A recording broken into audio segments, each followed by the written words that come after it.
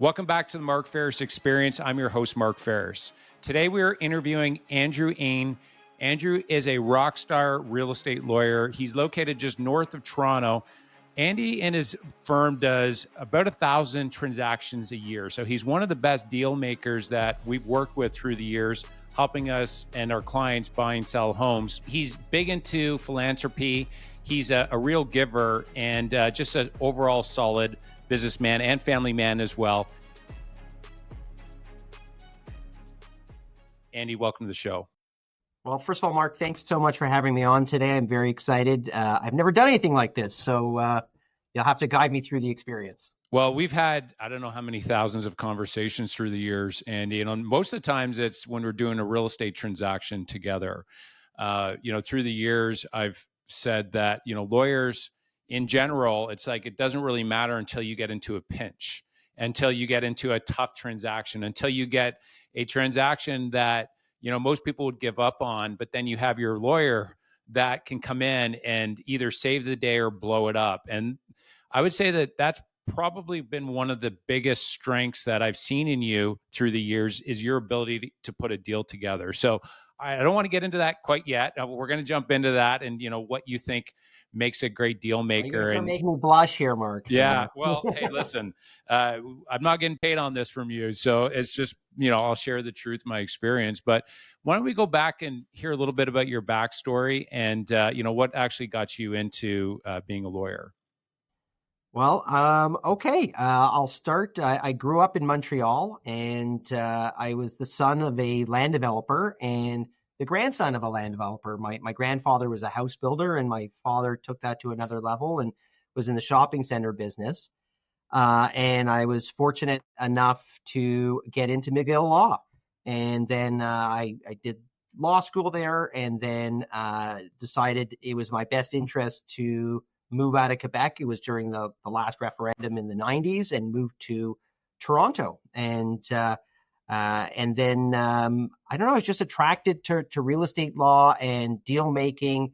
I guess I had a lot of exposure to family law during my early years of articling and stuff, and that's a nightmare, so I didn't want to go near that. I don't know, I like making a deal. I like when people are both winners or both equal losers, so to speak. So like, to me, a good deal sometimes is when both people sort of suffer equally, but it's a good deal. Yeah. And so that attracted me to that. And there's a certain, I'm sure you had this when you were making big deals. There's a rush when you land a deal, when you close a deal, and I really love that rush. Yeah, no, and that's where real estate, there's really nothing like it in the sense that, I mean, especially residential, because, you could, on a commercial deal, you could be working on something for a year and then last minute it blows up and nothing comes together. Now, I would imagine that, when you close one of those big deals, then it's like you get this massive rush at that point, but it's not like that quick residential where you could be putting deal after deal and you do a lot of them. But even the residential's awesome. You're going to the grocery store and you run into that person and you're their agent or their lawyer. They only have one agent, one lawyer, and that's the biggest deal they've made in their life. Yeah. And you were able to facilitate that for them. You were able to guide them through a problem, and you're very special to them.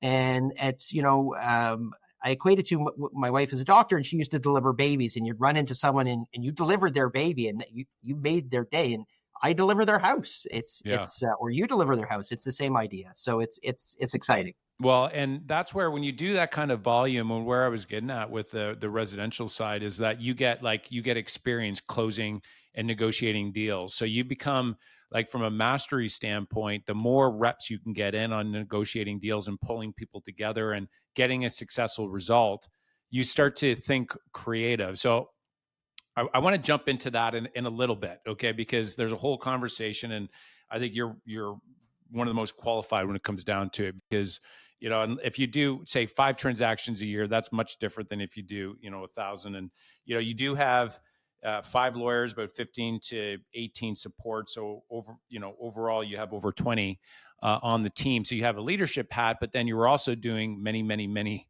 deals. I want to go back to your family. So your father and your grandfather was a land developer, and so they're in real estate. And so what do you think it was that got you? I mean, you're negotiating deals and closing them as the lawyer now, but did you ever think about getting into real estate investing, and then kind of what steered you into the legal field? Well, I mean, indirectly, I am in real estate investing. So now I handle all the centers for my family. And it wasn't just my father. My father always brought his brother and sister into every deal because our family is very tight knit. So everyone got in the deal together. And now that baton has been passed to me for all the different family members and all my various cousins and all the centers. And it's very different. I mean, when you're the lawyer, it's not your money at stake. I mean, you may feel it's very important to you because you care about your client, but there's a certain level of risk that I'm way too concerned. I would have made as good a deal as my dad made, and you know, you had to take that risk. And yeah, I wish I had that guts. You know, and now I just get the benefit of it. And you know, I make sure I'm risk averse. I steer them in directions. So but we have to look and I'll tell you from experience in centers, most of our centers are traditional Canadian centers, which are enclosed malls. Okay, that model doesn't work anymore. Okay, that model's a terrible model because you don't want to pay for the enclosed mall that people don't attend to. You want to move to the strip mall model. And so then we have to say, hey, do we redevelop this land, take out and keep our anchors and either make it a strip or redevelop into intensified residential use, right? Put a condo in the middle. And so we're looking at doing that in a lot of different areas. And I love that I've had sort of the different hats to be on the lawyer side and on the business side because I can help contribute and come up with different concepts because sometimes integrating those uses is the best use for that property. And so anyway, I don't know if I answered your No, question. it's great because I think your background would bring a whole lot of extra context there for making a wise decision. Now, I want to talk a little bit about risk. So you had said, your grandfather and father, from a risk standpoint, they were, more risk adverse, so to speak. No, I'm more risk adverse. Oh, They you're were more less risk okay. Got adverse. it. Right. Yeah. So I'm curious to see, like, how do you analyze risk? And you've seen, great, investors do really great deals, and then you've seen some do really bad deals. And so, how do you analyze risk when it comes down to you looking at a deal? And at what point have you seen in your experience that investors say, "Hey, listen, like, here's the filter that we're making decisions when it comes down to making that selection if I'm going to go ahead or not." Like, is there any sort of questions that you ask yourself or Well, filter through? it's all knowledge. Really, to me, it's all calculated risk, right? That to me is as a lawyer, I just want to give the business person the most information possible, so when they make a decision, they know as much as they can in the circumstances. Okay, so there are times when you have to say, I'm never going to find this out, or it's too hard to find out, and I'll say, hey, I'm going to take that risk. I don't know, I don't know. I can't get into the attic to see if there's mice in the attic, but if there's mice in the attic, it's going to cost me at worst $30,000. So I know there's a $30,000 risk. Or I'm buying an environmental, it's a site where the environmental is questionable, but my use may alleviate that concern. And so as long as they can gauge the risk, I feel I've done my job and help put them in the best position possible. So to me, knowledge is the key, and it's asking questions is the key, right? That's how you find things out. Yeah, I love how you substantiated what the risk is in a number. I think that's really powerful. Yeah, I've been told that there's three questions if you're looking at a deal. It's like, what's the upside? What's the downside? And then, can you live with the downside? And so in this case, you know what the downside is because you substantiated what that risk is. Exactly. Yeah. And that's a very good way to put it, Mark, Yeah. because often we don't know what that downside is, but you try to kick the tires enough to say, okay, what's my Yeah. maximum exposure here? And even with that maximum exposure, it's still a great deal. Okay, well, then it's worth the risk. Got it. So now, at the end of the day, as the lawyer, you don't make that call. Okay, that's the business person, but you want to put your client in the best position to Mm, make that call and hopefully win. yeah. So No, and I like that way of thinking as well, because, you know, a lot of cases in a deal, you can say, hey, listen, I would never do this. And just you throw a blanket over, I would never do this, versus like, here's, if you proceed, here's the risks and here's what it looks like, or potential risks that can come up, which then you put it back in their position to, or spot, to be able to make that, we'll say, educated decision based on, you know, your counsel. And I think, you know, home inspectors, I've seen good, bad, and not great, uh and everything in between. And from what I've seen, is the best inspectors, home inspectors for example, will say, hey, listen, here, this house is not a good one, it fails. And then so the buyer then looks at that and is like, okay, well, I'm not going to proceed. And then I've seen others that it's like, that's no problem, no problem. They didn't substantiate what, you know, what the costs are going to be, and then the buyers come back after and sue and whatnot. And I've seen them in between, where it's like, I'm going to tell you everything about it, but here's what that risk is. And so I think Right. that's such a Which powerful which is concept. the key. Like, why wouldn't that Yeah, home inspector just say, "Hey, this house fails, but if you spend $300,000, you probably can get it going because the yeah, foundation is still good, but X Y Z is bad." And at yeah. least that gives your buyer an opportunity to negotiate something. Yeah. Yeah. And So I think that's like the ultimate, is it's like, everything is fixable. Is just, how much is it going to cost? That's the, you know, if yeah, the house is going to fall down, that's money can solve a lot of problems, yeah. Mark. Well, if the house falls down, it's just going to be, you got to rebuild that. And it's like, okay, what's the cost? So eventually it comes down to a number, and what's the number that it comes down to is what I realized. By the way, quick note on that: I've never once been on a home inspection where there was nothing wrong.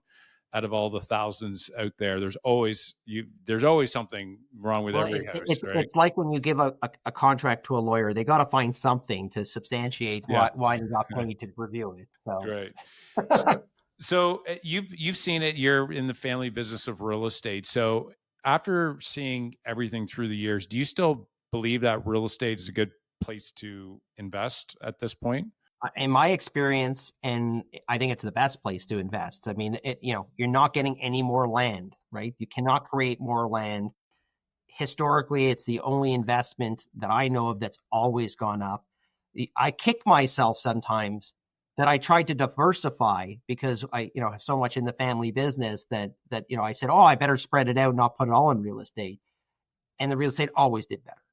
So again, you're going to always have peaks and valleys, right? You're going to always have dips in the market and stuff like that, but it's always going to come back because you can't create more land. So, so yeah, no, again, maybe I'm slightly biased, but given what I do for a living and my experience, but I can tell you, um, I personally think it's the best place to put your money.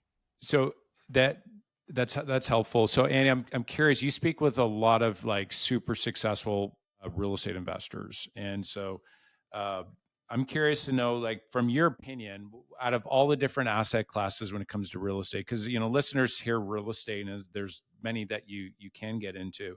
What what area do you really like best when it comes down to real estate investing, and like, what are you seeing out there? Well, you know what? I don't really have uh, one that I know the best. I mean, I know single family residential has been very successful. Multifamily residential is particularly hot now in the sense that the rental market is ridiculous. Um, my family's in the commercial retail. The one area I don't really know much about is industrial, but again, you need places for people to work. So I know I just attended a meeting where I live, where our municipality is trying to annex the municipality next door, in order to get more employment land, which is the new fancy word for industrial land. And so I don't think there's a losing area, but my greatest experience is definitely in residential, for most of my clients. What key lessons have you seen through the years when it comes down to investing in real estate? Like, if you were to give some golden rules to follow when you're investing, what kind of advice would you give? Work with people you trust. Yeah. Um, do your due diligence. Yeah, I mean, you gotta. I mean, you don't buy a car without taking it for a test drive.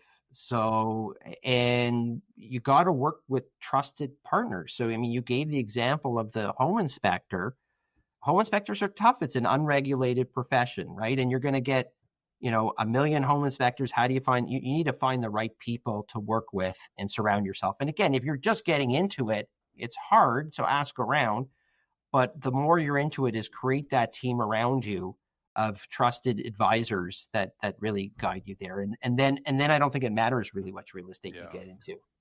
Well, I've had that personal experience where when we had been, as you know, investing in real estate all the way along in Ontario, and then we started this real estate investment firm down south. And the first actually two deals we had brought checks with two different operators, and I got to see behind the scenes. One group actually did about 5,000 sales, or 5,000 units is what they had, and then the other one had about 1,000, but they operated completely different. And we got to see behind the scenes as to how they operate the deal. And as it came to a point where it was like, man, like we've had to go in and now micromanage the deal, and it was very clear a couple of years ago that it's like we need to build our own team to be able to execute from start to finish. And that's where, when we did that, all the deals since then have been, overshooting and over projected on that. Those first two are still moving along fine, but I got to see behind the scenes. It was like the only way you can do this if you can build it on your own. So that's where you got to But really there's like, margins, Mark, right? In every field, there's margins, right? And yeah, so if you're burning your margin by either spending your time or having to bring in people to micromanage other people yeah, because you don't have the right people in the job, you're burning money yeah, or wasting money. And again, it's hard for someone who's brand new with this to get the perfect people on the first kick at the can. But to me, that's if you start developing your team and getting the right people to guide you through the process, mhm, they also have people. And that to me is one of the greatest recipes for success. yeah, for sure. And that's where, we went and recruited people that had, were experts at each of the themes, and then we tied them together in a strong team. And but I got to see behind the scenes, very, very clearly on every group operates different. And so that's where that due diligence and that trust becomes really important as well, and how the deals are being run, and the deals that are going on, how are they going, and do they have a track record there? So I think that's great insight.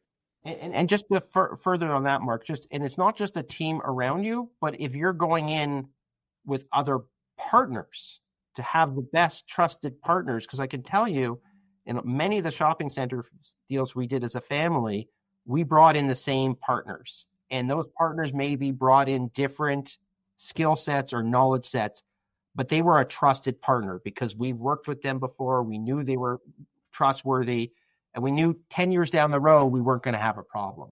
I think that's really key, particularly when you're raising money for a project that maybe is a little more for you to bite off by yourself, is to bring in the right investment partners. And I like that suggestion, like to have worked with them on something else prior to going into a partnership as well.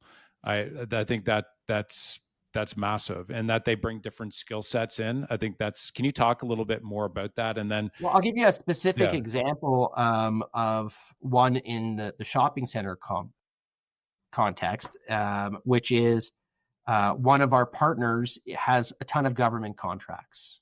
So that connection with the government allows us to have access to certain funding or certain other contracts or tenants that you wouldn't have just because of their long-standing great relationship with that government entity. Okay. And someone else who comes in may just be the deep pockets that has lots of money in a pinch, who's in a great cash position. So you can rely on them instead of having to run to a lender in a pinch. And so the different people who could bring different, you know, attributes to a transaction are very helpful. Because if you have one person who's just the brains of the operation, they're going to get resentful. Why am I doing everything and just an equal partner? They're going to be like, well, I should get something else extra special out of this. That's the key to, if everyone understands their role, and it creates a good fruitful partnership in the long term. I love that. So when you're selecting your partners, So somebody can bring in, say, cash as we'll say their advantage to the deal. Another one has connections. What else do you think that people could bring when they're looking for partners or other people to add Yeah, so value? connections, cash, unique skill sets. Yeah. Okay, so let's say, for example, hey, I was building a condominium and I needed someone who was really good at selling stuff. I would call Mark Faris and his team, and I'd say, hey, Mark, you have many skills, but hey, you clearly are a marketing guru, and you can help get this thing off. And I don't need money from you. I just need that skill set, and I'll bring the money, or I'll bring the land, and someone might have the idea, right? Like the idea is worth a lot, or the site. I've located the site, so I don't know. I think you could think of many different attributes, and it'd be kind of different depending on what the nature of business is. I've had individual homeowners. Someone's a handyman, right? So they can go fix things. Someone's an electrician, they can do that, and so it scales to the type of project. But like if I was going in to buy a rental apartment with somebody and the plumbing was no good, I can't fix that. I have to go pay for a plumber because I have none of those skills, right? So I can go help do the legal work, but I'm going to have to pay $1,000 to the plumber to go change the toilet out. Where someone may say, "Hey, I can do that in my sleep," and so it really depends.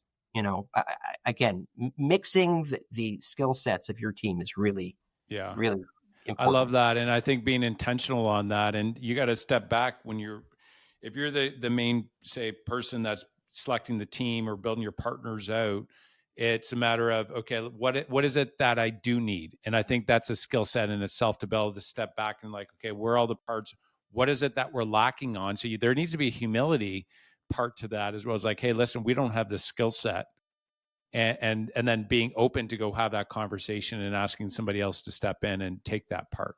So again, I'm going to take you back to the shopping center experience, and a perfect example of that. So we ran into a situation where we had what's called an empateutic lease. Okay, so it's a long-term land lease. Call it a 99-year lease with the center. The lease was expiring. Okay, and the landowner had no experience in shopping centers. So instead of giving the land back to the landowner and not having a shopping center, and them having a shopping center they had no idea what to do with, you partner with them. They own now part of the center, we own part of the land, and you bring the two different skills together. They say, you run the show, you know what you're doing, you know how to get tenants in there, you know how to run it. I don't know anything about that, but I own the land, I'll contribute the land, and that's a good partnership. So are there any red flags that you would that you can share with the listeners when you are selecting a partner? I don't know. Trust is like, How do you I have measure to. that though? Like, how would you, if say if you haven't worked with them in the past and it's presented and you're going in, like, how do you vet and make sure that, you can trust them? I don't know if I would go in right away with someone I don't know Okay. with So them. You know what what would I'm you saying? do? Like, Yeah. I think I would, no different than a land deal. I want to know about them. Like I'm not on social media, but I want to creep them or Yeah. whatever and find out more about them. And if someone is good when they're your business partner, that's a life partner in a different sense, right? So, and a very important one. So yeah, I want to know as much as possible to know, are they actually bringing to the table what they say, whether it's asking people who know them or doing some digging on them. I think that's the trust is the most important thing, because that's once that's gone, you have nothing. Yeah. No, that's good because you're right. I mean, when it's all sunshine and rainbows at the beginning, and everybody's going to make a lot of money, and everybody's going to be generous at that point. But when you dive in and it gets hard, that's where you see the true colors, and it can be a horrible experience to try and unravel it all. Right? And that's the whole thing. When people come to me, I don't really need a partnership agreement, joint ventures, we're best friends, we're brothers, we're whatever. And I'm like, you don't need it now. Everything's great until either, really the biggest problem is when you make too much money. That's when the fights happen. So we're making too much money, or things unravel, and then you need some type of rule book to set people right. So yeah, because people change, right? So like, and that's why things are great on day one, and who knows what's going to happen 10 years from now. That's good.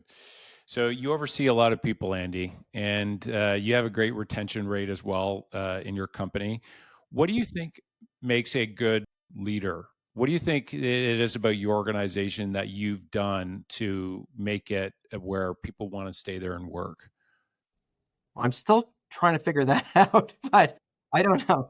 Um, I think you have to be kind, you have to listen to people, you have to have an open door. I still think you have to lead by example. You cannot be showing up for work at 10 o'clock every day and leaving at 2 and expecting everyone to do everything. I truly believe the best leaders are the hardest workers still. And everyone sees that and learns from that. I think you still have to be nice and respectful and all those things that we all take for granted. Um, so I don't know. I've been very lucky. Consider myself very fortunate. I have a clerk who we're celebrating 25 years of working together this month. So, and I have a number of clerks who are well over 15 years that have worked with me. And we just celebrated our 10-year anniversary of our firm this year, which Well, is great. congratulations. That's Thanks. amazing. I mean, you set the stage for how to treat people. And that's something that I've noticed anytime I've had to call into the office and, ask before I'll get to you is they're always, super pleasant and, super professional as well, which is an extension of you in the leader as well. I think a lot of it has to be, however you treat your team members is really how they're going to treat your clients ultimately. And so there's a thesis out there that says, well, if you really look after your team members, number one, then they're going to look after the clients, number two type thing. And so for us, we kind of have like this approach of look after the team members, but then focus on the clients as well. And so what's your take on that? Is it matter? Is it kind of a I've combo always approach? I always agree with that. I always felt we need to be over generous to our team members. Yeah. We need to make sure they never feel they should be looking elsewhere, and that they're the best place possible to work, Mm. and they want to come to work, and so yeah, I mean, you need to create an atmosphere, and you said it right there. If you respect people, then that sort of flows elsewhere, and I'm glad to hear that my people are nice and Yeah. respectful to the people on the Well, outside. I would tell you otherwise, Andy. You know No, me. no, I'll I tell you. expected of them. They're great people, so why wouldn't they be? So Well, it's interesting. I was at this event a couple of months ago, and there's this extremely wealthy. He had retired, and he built this extremely large organization. And he said when he took over as CEO, he said that he was at the beginning trying to show everybody how competent and that he could do the job as CEO, and he realized he wasn't getting traction. And what ended up happening was he changed his mission to showing people that were working under him that he had their best interests at heart. So he started like really taking interest in them and then like really, building them up and that he cared about their interests as well. And he's like everything changed. He's like not like they don't the competency is like that's table stakes. What you really need to show your team members is that you have their best interests at heart. And he's like that was a game changer, just that flipping mindset. it's very true, and that was part of when I created this firm. Was I wanted to create sort of this boutique real estate firm where I knew my people, where I knew their kids, the names of their spouses, and what's happening in their lives. And to create that atmosphere where you do things together. You spend so much of your life with the people at work. You better like them and Yeah. enjoy their company. Yeah, that's so true. Yeah. Yeah, I remember I played hockey this one year when I was 17, and man, there was a few players on that team that I did not like, one in particular. And it was like dreadful for me that year. I didn't play very well either, and it's interesting because companies are no different. It's like when you come in to work and there's a couple team members that are, they're not respectful, and it's no fun. And you actually don't perform as well when you're in a culture of, we'll just say, of not great people. Right. I've been in certain work environments that we'll call them toxic, or having toxic people that affect that work environment, and it's infectious. It really it could have affect the entire team, and you're right. People don't work as well. They're distracted, or they're upset. Yeah. So anyway, Well, the the tough key is to avoid that or deal with it. Well, and you nailed it. Deal with it. And I think that's what's the tough part, I think, for most entrepreneurs is when they have a team member that's maybe making it a toxic environment. They're, in a lot of cases, they're actually really good at doing their job, but they don't fit the culture. And so those are the toughest fires where, Yep. right, they're doing an excellent job. They're your top salesperson, or they're your top, executive, but they're toxic. And it's difficult because it's like, well, if I let go of them, then it's going to impact the business massively. But one of the best things I've seen, no matter how good they are, if they're creating toxicity, the company will always thrive. It might take one step back, but then you're going to take two steps forward by having the courage to deal with it. Right. Right. And I also think that leads by example to everyone else to take that move. Yeah, 100%. So Andy, the kind of volume that you do, there's of course there's some sort of habitual way that you work on a day-to-day. Are there any habits or routines that you do to ensure that you're productive and you're getting all the work done that needs to be done every day?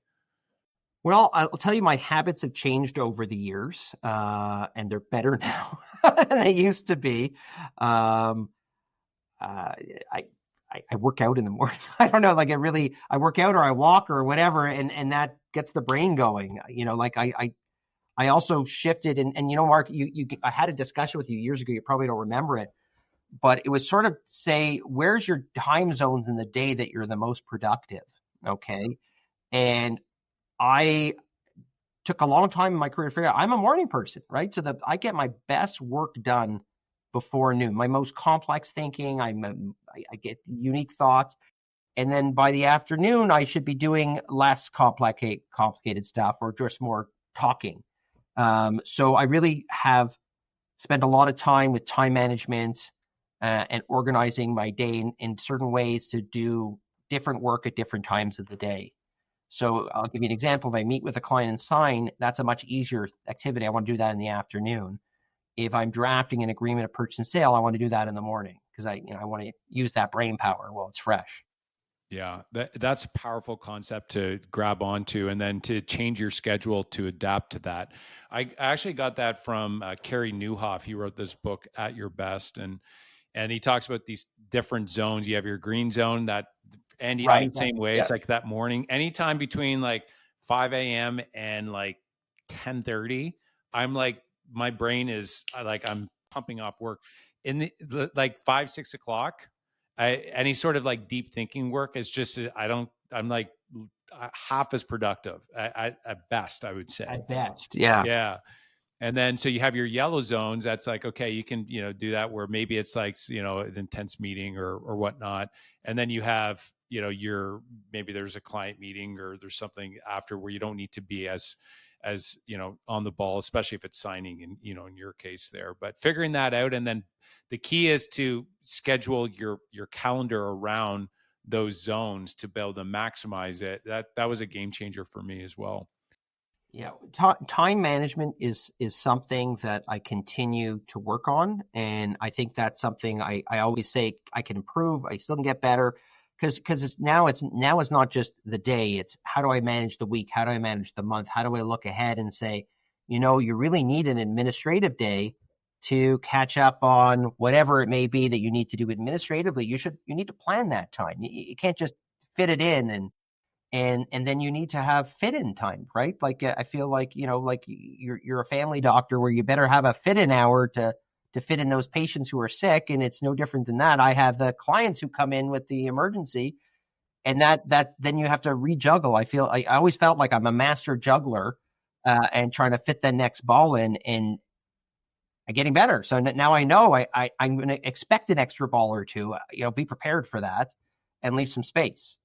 So, and affect your tempo. So yeah. So, I mean, if I was advising, and I do advise younger lawyers, and it's just how, how you deal with your time and how you deal with your inputs, right? Like, and that's the biggest thing that I can improve on. Do you turn your phone off? Do you turn your email off? And I took a course once, and this was the greatest advice, and said, treat your email like regular mail. And you used to get regular mail once a day at 1 o'clock in the afternoon, and you open your mail and you read your mail. Now everyone, did you get my email? I'm like, well, that was 8 minutes ago. and so to try to think about, hey, do I block my time from 11:30 to 12 to read my email, from 3 to 3:30, so you can focus and give the best time possible at the other time versus being constantly distracted. And again, we're in a world of instant gratification, so that's really hard to balance. Yeah. No, it's a dopamine hit squirt, right? You get you check your email and you get a little bit of a squirt there. I think the main issue I've seen with that is like you check, but then you don't deal with it. And then you move on to the next one. Now you have an open loop up in your mind. Exactly. And then you move on to the next one. And then you check your phone again. It's like, oh, I got to get back to that. And now you got another one came in and you got this whole, now you're starting to get this overwhelmed feeling because you're out of control versus. Or it's the flip side. It's good news. Hey, I landed that contract that I thought I was going to get. And now I can't think of the other stuff because I'm so happy about that. Yeah. And oh, I have to get back to the person I already committed to. So, or the deal that's already at hand. So yeah, no, hey, I mean, like you're going to, as a business person, you're going to keep improving. That's the key. It's just finding ways to keep refining that practice. I like that, having set times to be able to check your email and then respond and then move on to the next and not be checking all throughout the day. That's good. Any other, we'll say, productivity hacks that you've learned through the years that's helped you? Yeah, I try to avoid texts. Like for me, texts are tough. Like for me as someone who's a communicator, there's too little information to really, like it's different than say your kids, I'm picking you up at 11 versus, hey, oh, can you make that offer just as we discussed? Well, what do you mean by that? And so avoid texts. Yeah, I don't know, Mark. I'm drawing a blank on that one. Well, so, Andy, I just made a note. That's actually good because I think you're speaking directly to me on that. It's like, don't text me. No, I don't mean it personally, but yeah. Yeah, got that. But it's hard too as a lawyer to track that, remember that, sure. and text don't keep in your email inbox, so you forget about them, and the person says, "Well, why didn't you get back to me?" Yeah. No, and that for me, what I find is, especially, I mean, even with emails, I find when it comes to communication, whenever it starts to get complex, I've seen this a lot with different real estate agents through the years, is when something starts to go sideways in regards to communication, or, there's like heavy emotion, or there's something is going sideways.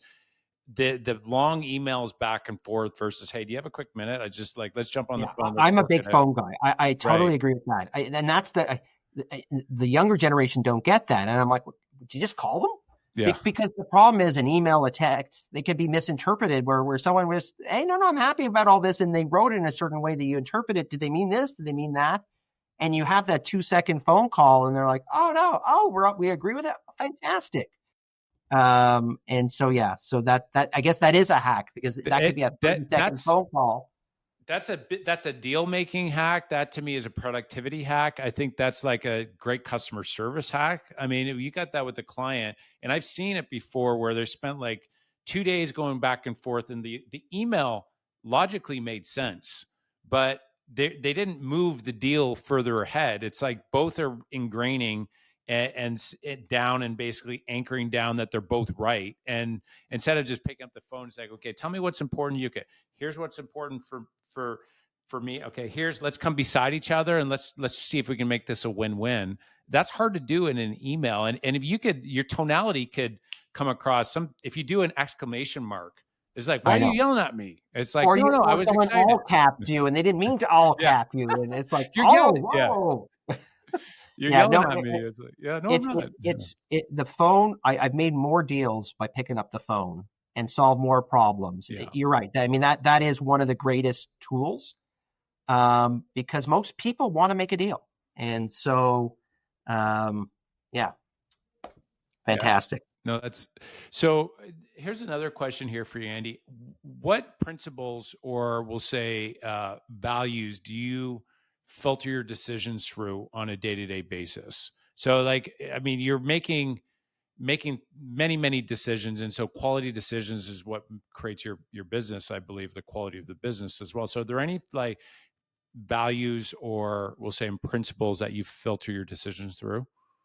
Well, I have a bit of a client selection process for larger clients through honesty and integrity. Like if I'm not going to feel that I'm going to feel that you're pushing my values or my integrity, I don't want to do a deal with you, because I don't want to ever be made feel uncomfortable that I'm doing something for someone or associated with someone who doesn't share similar values.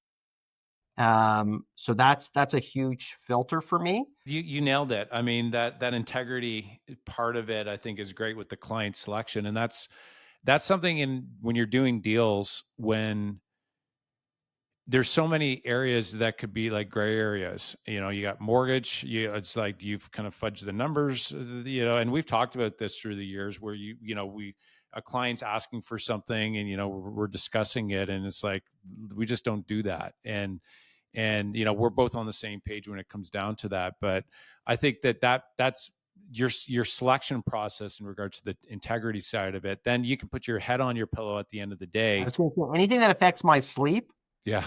I don't want to do. Like, and Yeah. again, I think I have maybe too rigid a standard there. Which again, but by having that rigid standard, that I'll call it a very tough standard for that, I have no problem sleeping about anything I do or my clients do. Yeah. And if my clients are doing things that I don't feel meets that, then I urge them to find other representation, because you can't control what everyone else does in your life. Well, and this is the thing that we found. I mean, when you're doing over 1,000 sales or transactions a year, if you don't have that high standard, eventually it comes back and bites you. And so if you have that high standard every single time, it's just like I tell the boys is like, listen, if you start lying, you got to remember your lies. You got to remember them. And so like And that, they haunt you and they carry you with you. well, So again, yeah, I have the best client. I love my clients. I think my clients are awesome. I yeah, think they're pillars of the community, and those are the people I want to be associated with. And by associating yourself with the right people, that is the biggest springboard to success too. yeah. Uh, 1,000%. Yeah, 1,000%. And that's where, you can put your head on your pillow, which is great, but then you can be fully present as deals start getting put together. And if something comes up down the road, you don't need to be like, oh, did they catch me on that? It's like, no, I know that I held myself in integrity. I made the right decisions. I backed myself up because I had a standard. And then you can go to, say if there's, I mean, you do enough sales and transactions, eventually there's a complaint or something that comes in. yeah, you're never going to make everyone happy. You're never going to Yeah. not make a mistake, right? You're never going to not miss something. You're human beings. That's not the point. But as long as you do things to the level that you did them, then it's just a mistake. It's not like you did something malicious or wrong That's right. or in bad faith. Yeah. And to me, yeah, that's the key. So the people you work with, the people you work for, if they all meet those standards, I guarantee whoever you are in whatever field, you'll be successful. Yeah. Well, and that's ultimately what really matters is your reputation, right? If you lose your reputation, I mean, especially Barrie, so just north of Toronto, it's about 150,000 people. It's a small city. It Bottom really line, is. word spreads, right? And so if the word gets around that you did something that was a little shady, that that can like impact your business that you took 20 years to build up just on that one thing. So And the you, coaching I give, Mark, to my team is it takes a career to build a reputation, and it takes a second to lose your reputation. One thing that's just totally unacceptable can ruin your reputation. And when we talk this out, because I don't self-reflect enough, how did I become successful was by building my reputation. One brick at a time, you make a reputation for yourself, and then, hey, you did a good job for my buddy. Okay, I'll do your work, and then one thing leads to another, and that's how I got some of my biggest clients, was through word of mouth. So that's such a great conversation, and it seems like it can be, this may not apply to me or not, but the reputation conversation is for not just if you're an entrepreneur, but everybody has a reputation. I tell the boys, it's like, listen, however you conduct yourself when you're out there, you're building your own brand. You are a brand. Everybody has their own brand, because they think about, when they think about you, they think it's either a positive thing or a negative thing, or I like that person, or that person's integrity, or I really like them. So that to me is like, it's a big one, and it's based on your decisions, how you treat people and all the rest of it. So I find it so funny, Mark, because we both have sons, and I always think about my kids, and they had a sleepover at someone's house, and the mom comes to us. Your kid was the most well-behaved kid. I'm like, do you have the right child? And it and it's interesting because you raise them to do it a certain way, and of course sometimes when your own kids are with you, they don't act the same. yeah, But yeah. but to me, they're building that reputation out there, and I guess I did something right at some point, or my wife did. But Well, especially if you get the boys together. We have 3 boys, as you know, and when they get together and we're out, it's kind of like, oh, you got to give them a lot of reminders, anyways. But it's the same thing when they're going out and their friends are, you know, that's a different boys will conversation. still be boys. Yeah, So yeah, that's right. Well, I mean, growing up with me, there was me and my 5 younger brothers. I have 3 sisters too, so we fought a lot growing up, but we worked it out of our system, and now as you know, we're working with 3 of my brothers, right? yeah, it's So, amazing. Great story. before we wrap up, we're going to get into the rapid fire here. But what Okay, advice would you? Rapid fire. I got 3 questions, and all right. they're going to be very straightforward and simple, but I won't catch you on anything here, Andy. Uh, the question for you is that, as being one of the top deal makers that I know, what advice would you have or give to the listeners out there to be better at deal making? Patience. You got to have patience. Deals have a pace. Mm. They have timing. It was very interesting. I was doing a pretty large transaction a few weeks ago, and the buyer kept wanting extensions. And then they were supposed to pay some money down the road, some money on closing. And I said to my client, have patience. It looks like they have the money. Let's give them the extension and keep evolving the terms to your benefit. That if they end up closing the deal, you have some protection because we added more protections, and you make a little more out of it. And again, to me, patience, I think, is so key on many deals, and not to rush to judgment and not rush to make a rash decision. Yeah. So, and listening, patience. You gotta listen to the facts, listen to your advisors, and it's crazy as to sound. You gotta trust your instincts. Like that is not, you can't quantify something like that, but the more deals your instincts, or spidey senses or whatever, are going to tell you something. That's advice from a lawyer. So, but it's true though. Yeah, that's great counsel. It's like, if you do more deals, you're going to get better instincts as you do more, because you're going to see all the different ins and outs. But it goes back to what you said at the start. It's like having reps, Yeah. right? It's seen so many different things that it's like a deal I did 3 years ago, but it's like this. I know it's going to work out this way because of these different variables. So again, getting your reps in is key. And my greatest advice, because I've seen it so many times, is in going back to the patience, is know your swing zone and don't overreach. Okay. And if you people say, hey, I've done this, I've built 3 houses, I'm going to build 8, I'm going to build 50, and then they overreach and they do something that's maybe out of their swing zone, they move from residential to commercial, and then they just get annihilated.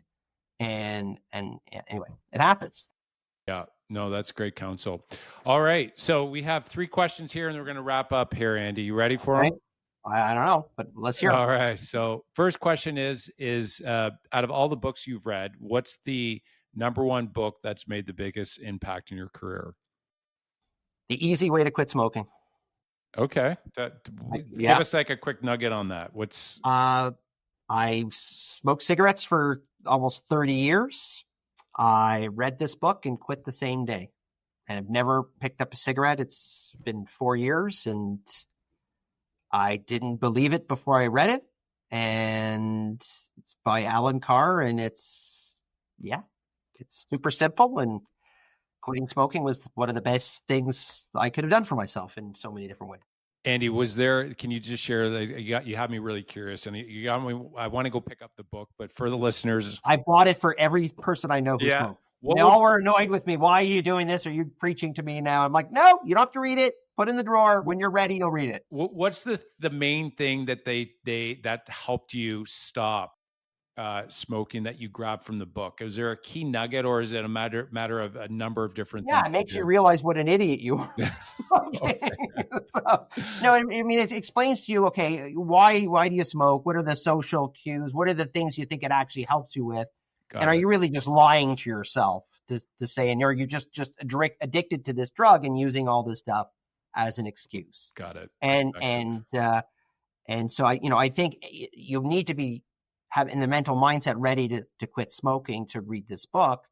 But wow, like, I had tried to quit so many times in my life, and I had, but I always in the back of my mind thought I was going to start again, or why was I going to start again, or whatever. And never since I quit will I ever Yeah. consider it. Well, So, sounds like it was a um, paradigm shift there. It's perspective change is what it helps you do. right. And it helped Yeah. also change my health and so many other things. Obviously, smoking is bad for Yeah, cool. Well, thanks for sharing. That's great. you. All right. So, next question here is 3 words that others would best describe you as. 3 words. I don't know. He's a nice guy. Okay.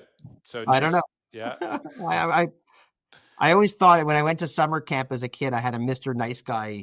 sign. I was, I don't know. I'm a Yeah. good guy. Okay. So, good guy. Give me what other word would I don't others? know. I'm bright, Yeah. fun, interesting. Perfect. Um, Yeah. I don't have 3 words. You got it. It was, No, fun, bright, and a good guy. And I would yeah, say extremely like deal maker. I would put that yeah. in there. That's very nice of you. Likable. It's all good. We got enough there. We filled the 3. So, and then here's the final question. So for the listeners out there, what final advice, for an entrepreneur that's either looking to get into business or take their business to the next level, what final advice would you have for them? Yeah, no risk, no reward. Like, if you wanna make a deal, make money, grow. I was in a very successful law firm as a partner for 15 years in a big law firm, and I put all my cards on the table to start my own firm, to take it to the next level, to start my own business. And there's risks in life, and if you want to take it to the next level, you got to take some of those risks. And even though me being Mr. Risk Adverse Conservative, I still an entrepreneur, and I still did that, and I calculated my risks, I mitigated my risks, I researched my risks before I took them. But I would say, you got to go out and get it. And businesses, not you're not going to make your first million at home. Well, Hmm, unless your business is from home. But got it. that would be my advice. No, thanks, Andy. I really appreciate it. How can the listeners reach out and maybe they need a real estate lawyer in the area? Sure. What's the best way they can reach you? They could reach me by email at ain@ainwhitehead.com, or on our website, www.ainwhitehead, AINWHITEHEAD.com. I'm not really in social media, so you can phone me, get my number from the website, email me. I'm kind of old school that way. But thank you very much for that opportunity for the shameful plug. Um, and I don't know. Thanks, Mark, Yeah, for having me on today. really appreciate you, Andy. Thanks for coming. Pleasure. All right, guys. Well, thanks for listening to the show. Please share and subscribe to the channel where we're building a community of up and coming entrepreneurs. And if you're ready to start building long-term wealth, I want to invite you to come and partner with us on our next apartment acquisition in a U.S. emerging market. So you can visit fulloutinvesting.com and let's grow together. Just remember, the fastest way to build wealth is to grow your business, invest in real estate. I love you guys.